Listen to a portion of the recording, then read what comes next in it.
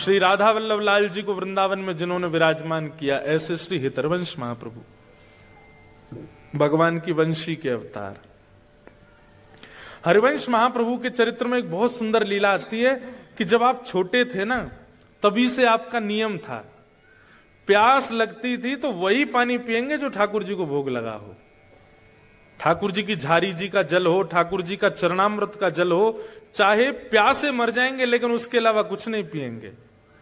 और भूख लगेगी तो वही पाएंगे जो ठाकुर जी को पधराया जा चुका है। उसके अलावा चाहे दुनिया के बहुव्यंजन सामने रख दिए गए हों, भूखे सो जाएंगे लेकिन ठाकुर जी की वस्तु लिए बिना नहीं सो। एक बहुत सुंदर लीला सुना है। एक बार हरिवंश बालक थे, छोटे बालक है, जैसे बालक खेल रहे हैं ऐसे छोटे से बालक थे। तब से उनका नियम था कि उनके पिताजी के जो सेवा के ठाकुर जी थे वो पूरे दिन उनको ही देखते रहते थे। पूर्व जन्म का उनको याद रहता था कि मैं निकुंज की एक सखी हूं, वंशी सखी, वंशी अली। तो अब बालक को तो कभी भी भूख लगाती है, तो हरिवंश महाप्रभु की माता जी को इतना भोग रखना पड़ता था ठाकुर जी के आगे कि बालक को कब भूख लगावे, और कुछ पाते ही नहीं थे ठाकुर जी के प्रसाद के अलावा। लेकिन एक दिन हरिवंश बालक को रात्रि अर्धरात्रि में रोने लगे, सोते सोते। माता जी पिताजी के बीच में सो रहे थे, सोते सोते रोने लगे।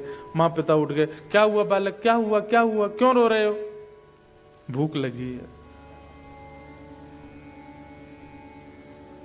उनके पिताजी व्यास मिश्र तुरंत अपनी पत्नी से बोले, देवी लाओ कुछ खिलाओ। बोले, अरे कुछ खिलाओ, जानते नहीं हो आप ये बिना भोग लगाई कोई वस्तु पाता नहीं है। तो बोले रात्रि का कोई, बोले वो सब रात में पा चुके हैं सब लोग, अब कुछ ऐसा है नहीं, सब अमनिया है। अमनिया जिसका भोग ना लगा उसको अमनिया कहते हैं, सब अमनिया है, ठाकुर जी का भोग कुछ भी नहीं है अभी। लेकिन छोटा बालक रोए, अब उसके आगे कौन से वेद शास्त्र जिद चलती है। तो व्यास मिश्र जी बोले, सुनो अभी नींद में है, रो रहा है, इसको क्या पता, कुछ भी ले आओ, धर दो सामने। तो माता जी गई, कुछ ला करके हरिवंश बालक के आगे रख दिया। तो हरिवंश जी ऐसे लेकर के देखने लगे। तो माता पिता बोले, क्या देख रहे हो? बोले, इसका भोग तो लगा नहीं है। तो व्यास मिश्र जी बोले, तुमको कैसे पता कि भोग लगा कि नहीं? बोले, जब भोग लगता है तो मैं देख लेता हूं, ठाकुर जी की दतुइयां गड़ी होती हैं उस पर। मतलब सेवा व्यास जी करते हैं, उनको नहीं पता कि भोग में ठाकुर जी की दतुइयां गड़ी हैं। उनके बालक हरिवंश जी को पता है कि ठाकुर जी ने भोग लगाया कि नहीं। रोने लगे, रोते रोते। अब माता पिता चिंता में, रात में ठाकुर जी को थोड़ी उठाएंगे बालक के लिए, ठाकुर जी तो सो रहे हैं। लेकिन रुदन की आवाज हमारी किशोरी जी ने सुन ली। हमारी लाडली जी सेज सैया पर बेचैन हो गई। तो ठाकुर जी बोले, का भयो, सो काय कुनाए रही हो? अरे आपको आवाज नहीं आ रही? हरिवंश बालक रो रहा है। ठाकुर जी बोले, हाँ रो तो रो, काय को रो है? बोले, यार इनको भूख लगी है, प्यास लगी है, और हमारे बिना भोग लिए कुछ पाते नहीं है। अब रात्रि में कुछ ऐसी सामग्री रखी नहीं, और आधी रात का समय, छोटा बालक, इसको कैसे मनाए? ठाकुर जी बोले, श्री जी रुको मैं कछु करूं। तो सेवा के ठाकुर जी प्रिया प्रियतम सचल हो गए, अंदर ही, मंदिर के अंदर ही छोटे छोटे स्वरूप सचल हो गए। और ठाकुर जी बिस्तर से उतर के गए, कहीं से जल लेकर के आए, आसपास जल रहता है ठाकुर जी का जारी जी में, जल लेकर के आए और श्री जी से बोले, किशोरी जी अपने पांव लटकाओ नीचे। तो जैसे सिंहासन से किशोरी जी ऐसे बैठ के पांव लटका रही हैं, इतने छोटे छोटे ठाकुर जी। और ठाकुर जी झारी जी के जल से किशोरी जी के चरण धो रहे हैं। हरिवंश बालक को पीने के लिए जल अमनिया कर रहे, जल को भोग बना रहे हैं ठाकुर जी कि वो वहां की प्यास बुझे। और फिर किशोरी जी से तो कहेंगे नहीं मेरे चरण धो, स्वयं बैठ के अपने चरण भी धो रहे हैं। दोनों के चरणों का जो चरणोदल था वो इकट्ठा कर लिया। और फिर बंटा भोग, रात्रि में ठाकुर जी के पास में कुछ भोग रखा जाता है, उसको लेकर के आए। और किशोरी जी तो बोले, लो पाओ, पूरा मत पइयो ने छोड़ दियो बालक को। किशोरी जी ने एक मुख लगा रही है, ठाकुर जी ने एक मुख लगा रहे हैं। मुख लगा करके सन्मुख पधरा दियो, और सन्मुख पधरा करके और कछु सामग्री भीतर से घेर दई। और तुरंत गिर के झटपट दोनों गए और रजाई ओढ़ के जैसे स्वरूप थे वैसे है कि सो गए। व्यास मिश्र जी को आवाज आई, बोले अरे ठाकुर जी के कक्ष से आवाज आ रही है। गए, जैसे धीमे से गए तो सामग्री जो गिर गई थी नीचे, कुछ खिलौने होंगे ठाकुर जी के, वो उठा के ऐसे पर्दा हटा के ऊपर धरन लगे। तो वहीं क्या देखा, बिना ठाकुर जी के उठाए ठाकुर जी के चरणों का चंदन मिश्रित जल एक पात्र में रखा है और ठाकुर जी के मुंह से टूटे भय लड्डू, जो रात में साबुत लड्डू रखे थे वो लड्डू फूटे भय एक पात्र में रखे हैं। देख करके व्यास मिश्र जी समझ गए। क्या समझ गए? बोले ठाकुर जी को चिंता हो गई, बालक रो रहा है, तो अपने आप ही उठ के अपने पैरन को आचमन और भोग लगा के धर दियो है। लेकिन व्यास मिश्र जी बोले पूर्णता तो तब पता चले जब हरिवंश बालक देख ले भोग, उसको ही पता चलता है कि भोग लगा कि नहीं। लेकर के गए, लो बालक पाओ। तो हरिवंश जी ने जैसे ही देखा, हाँ ठाकुर जी का भोग लगाया, तुरंत पा गए। ठाकुर जी का चरणोदल ले लिया। ऐसी स्थिति, इसको कहते हैं विरक्त इंद्रिय। जैसे आपकी जीव कैसी है इस वक्त, उसको छोले भटूरे का स्वाद पता है और वो उसी के स्वाद को याद करके आपको बेचैन करती है। छोले भटूरे चाहिए, छोले भटूरे चाहिए। आपकी जीव को स्वाद पता है पानी पूरी का, तो पानी पूरी का नाम लेते कई होंगे तो मुंह में पानी आ भी गया होगा। आहा, खट्टा खट्टा पानी जब जीभ में जाएगा कितना सुख मिलेगा, आनंद आ जाएगा। लेकिन सख्य भाव जिसके अंदर होगा, ठाकुर जी के प्रति सख्य भाव जो रखता होगा, उसको बाह्य व्यंजनों का रस नहीं पता होगा। उसको पता होगा कि हमारे वृंदावन के श्री राधारमन लाल जी की कुलिया की प्रसादी, उसका नाम लेते ही मुंह में पानी आ जाए। श्री वृंदावन बिहारी लाल जी के सुबह की, अब आपने तो पाई नहीं होगी, सुबह सुबह बिहारी जी को पराठा भोग लगता, हमारे बिहारी जी को इतना स्वादिष्ट पराठा। आहा, श्री राधा वल्लभ लाल जी की खिचड़ी, क्या कहने। मेरे तो मुंह में पानी आ गया भाई थे, मन कर रहा कल की फ्लाइट थी वृंदावन जाऊं, पा लूं।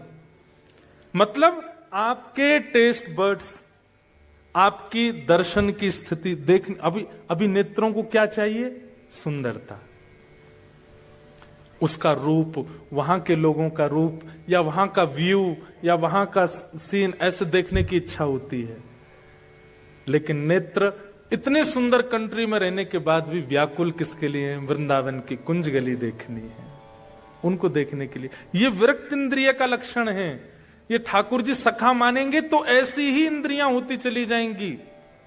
आप भगवत संबंधी वस्तु के अलावा किसी में आपको सुख मिलेगा ही नहीं। ब्याह में जाओगे, लड़का लड़की एक दूसरे को माला पहनाते, सब लोग आहा क्या राम सीता की सी जोड़ी, आपके मन में आएगा खाक राम सीता की सी जोड़ी।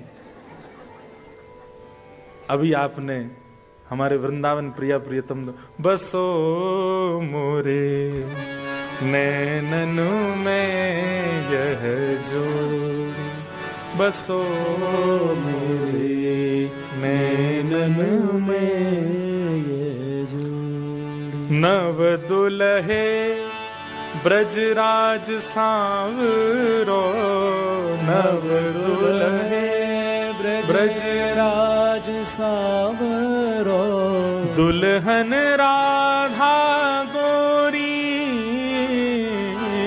दुल्हन राधा गोरी, बसो मोरे नैननु में यह जोड़ी, ओ बसो मोरे नैननु में। हित हरिवंश करी न्योछावर,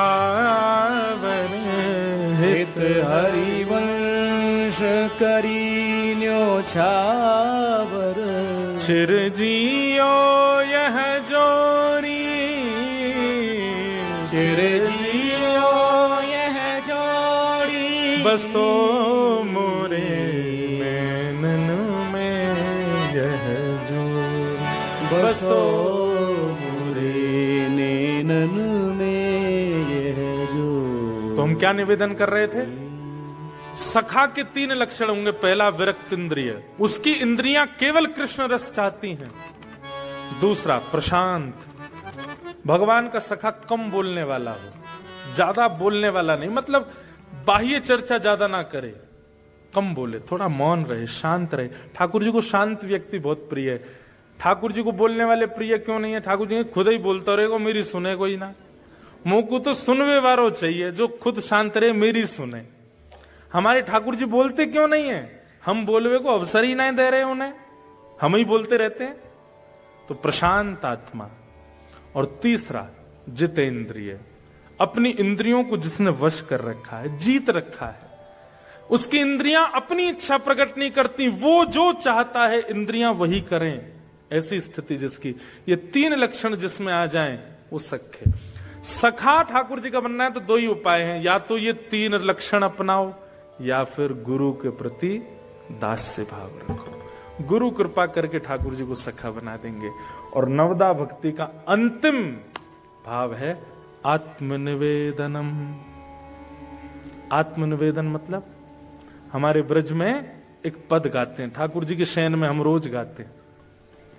रसिक प्रीतम हित चित की बातें, रसिक प्रीतम हित चित की बातें, श्री गिरधारी जी सो कहिए, श्री गिरधारी जी सो कहिए, तलहटी गोवर्धन की रही, तलहटी गोवर्धन। आत्मनिवेदनम का मतलब क्या है? जैसे आप लोगों ने अनुभव किया होगा, जैसे किसी दिन मन भारी हो जाता है, आप क्या करते हो?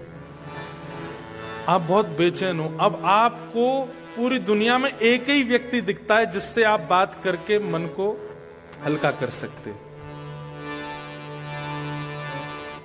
अब आप उसको फोन लगाते हो, उससे बात करते हो, अपनी पूरी बताओगे, आज मेरे साथ स्कूल में ऐसा हुआ, कॉलेज में ऐसा हुआ, या जहां भी जैसा हुआ, फिर मन शांत करो। पर आपकी स्थिति क्या हो जाए, आप अपने कॉलेज से, स्कूल से, जॉब से दौड़े सीधे घर के लिए, और तुरंत अपने ठाकुर जी के सन्मुख बैठ करके एकांत में और ठाकुर जी से अपनी सारी चर्चाएं। हमारे श्री रामसुखदास जी महाराज कहते थे, ठाकुर जी से चर्चा करना, इसी को आत्मनिवेदन कहते हैं। अगर नवदा भक्ति आपके चित्त में अष्ट भक्ति नहीं आई है और आप ठाकुर जी से चर्चा करोगे तो आपके मन में पाषाण भावना ही रहेगी ठाकुर जी के प्रति। लेकिन अष्ट भक्ति अगर आपके चित्त में प्रकट हो चुकी है, उसके बाद जब आप नवम भक्ति प्रकट करोगे, ठाकुर जी से अपने हृदय की चर्चा करोगे, नाथ कुछ नहीं करना, केवल यहां से प्रारंभ करना। कैसे? ठाकुर जी हम जा रहे हैं, सुबह ही बता दो कहां जा रहे हैं, जॉब पे जा रहे हैं, आज ऐसे ऐसे क्लाइंट्स आने वाले हैं। एक बात बताएं, घपला भी करने वाले हो ना, वो भी बता के जाओ। सही बता रहे हम। एग्जाम में चीटिंग भी करने वाले हो ना, तो वो भी बता के जाओ। ठाकुर जी पीछे वाला मेरे जो रोल नंबर होगा ना, उसको ज्यादा आता है, मैं उससे पूछूंगा, थोड़ा वो 1-2 क्वेश्चन पूछूंगा, तीसरा नहीं, ज्यादा नहीं, हाँ सब बता जाओ ठाकुर जी। जो आप माता पिता को भी नहीं बता के गए वो बता जाओ। आपके जॉब से रिलेटेड हो, आपके कर्म से रिलेटेड हो, आपकी पढ़ाई से रिलेटेड हो, आपके संबंधों से रिलेटेड हो, आपके दिनचर्या से रिलेटेड। आत्मनिवेदनम। आत्मनिवेदन के 2 भाव हैं। पहला भाव तो ठाकुर जी से चर्चा, पूरे दिन की बातें बता जाओ, आज क्या क्या करने वाले हो, और रात्रि में आकर के फिर पूरे दिन का फिर बताओ, आज क्या क्या किया, वहां गए थे, ऐसा हुआ, यहाँ पे हमको लॉस हो गया, उसने मेरे को ऐसा बोला, ऐसा हुआ, नाथ अब ये ऐसा ऐसा करके मैं आ गया, बाहर मैंने क्या खाया क्या पिया ये भी बता दो। हमारे श्री रामसुखदास जी महाराज सामान्य व्यक्ति नहीं थे।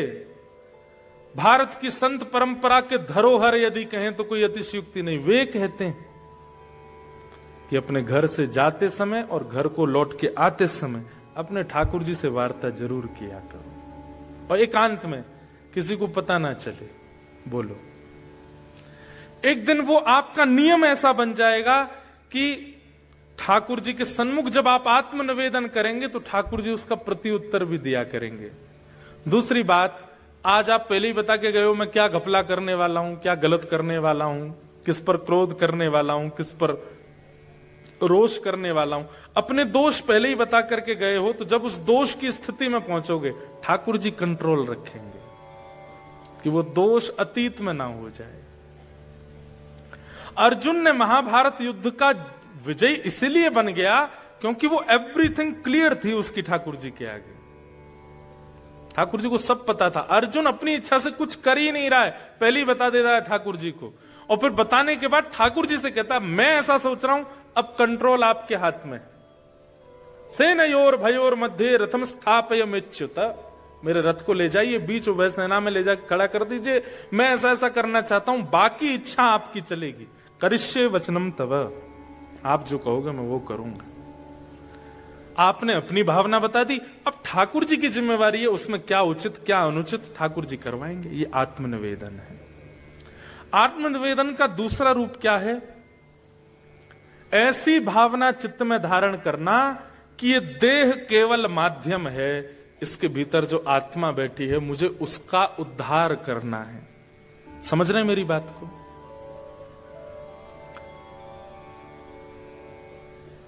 आप विदेश में रहते हैं, लोग लंदन में रहते हैं, अमेरिका में रहते हैं, ऑस्ट्रेलिया में रहते हैं, लोगों से मिलते हैं। हर किसी का उस देश में बसने का भाव नहीं होता, हर किसी का। कुछ कुछ लोगों का नहीं होता है।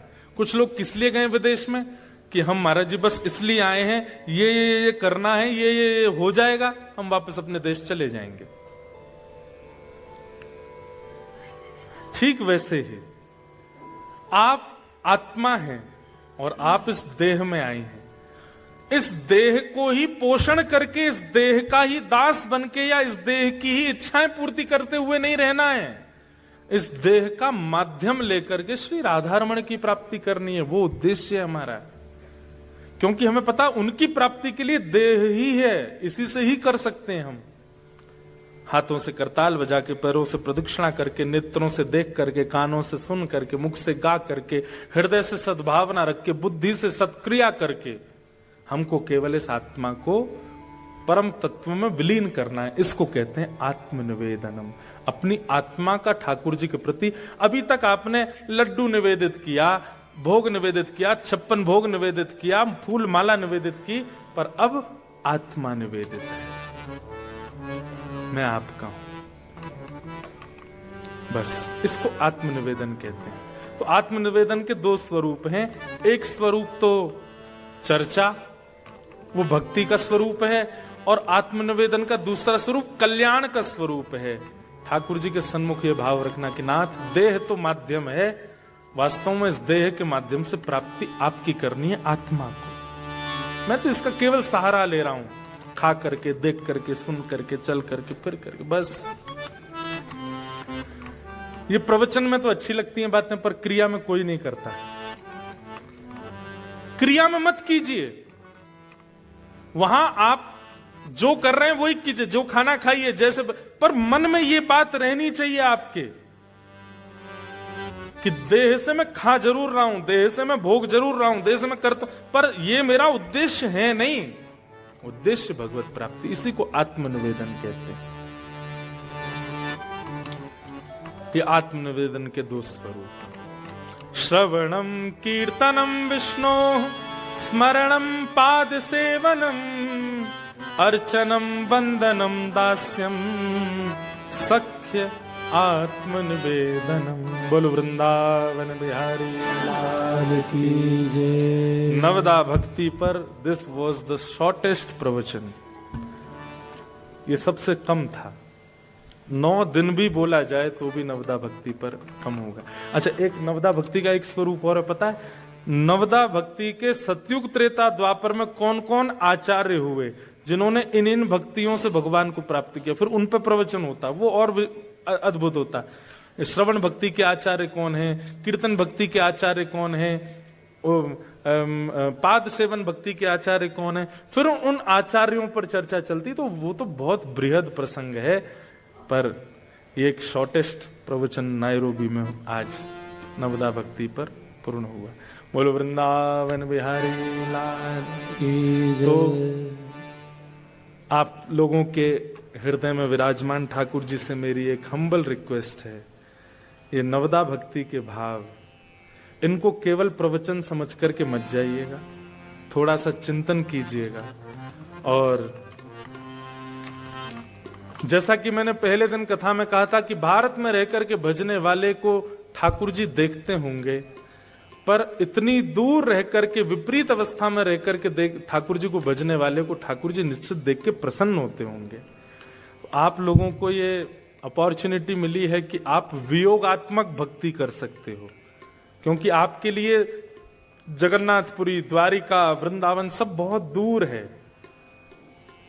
कैसे आऊं रे नंद लाला तेरी गोकुल नगरी, बड़ी दूर नगरी। मीराबाई कहती दूर नगरी, बड़ी दूर नगरी, दूर नगरी, बड़ी दूर नगरी। मीरा के प्रभु गिरधर नागर, मीरा के प्रभु गिरधर नागर। तुमरे दरस बिन मैं तो हो गई बाबरी, बड़ी दूर नगरी। हाँ तुमरे दरस बिन मैं तो हो गई बाबरी, बड़ी दूर नगरी। ये भाव आप लोगों को गाना चाहिए। बहुत दूर है यहां से वृंदावन, पर जैसा कि मैंने कहा, देह के लिए दूर होगा, हृदय के लिए तो आप जहां हो वहीं वृंदावन प्रकट कर सकते हैं। इसलिए आप सबके हृदय में विराजमान मेरे ठाकुर जी को बारंबार प्रणाम। और इस 3 दिवसीय सत्र को हम आज यहाँ विराम प्रवचन को दे रहे हैं। उत्सव तो अभी प्रारंभ होगा। बहुत बहुत धन्यवाद हमारे जानी फैमिली और शाह फैमिली का, जिन्होंने पूरे नायरोबी के इतने सारे वैष्णवों के लिए यह 3 दिन का सत्संग सत्र किया। एक अंतिम बात हम पूछें, 3 दिन कम लग रहे हैं ना? हैं? इसलिए अगली बार हम 5 दिन के लिए आएंगे। और हैं? क्या 7 नहीं, हम 5 दिन कथा करेंगे, फिर बाकी के दिन चुपचाप घूमेंगे।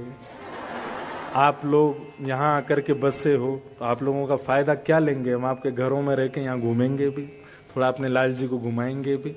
तो 5 दिन का सत्र है और डेट भी लगभग सुनिश्चित है। एक कथा को विश्राम करके यहाँ का सत्र दिया गया है। कौन सी डेट थी?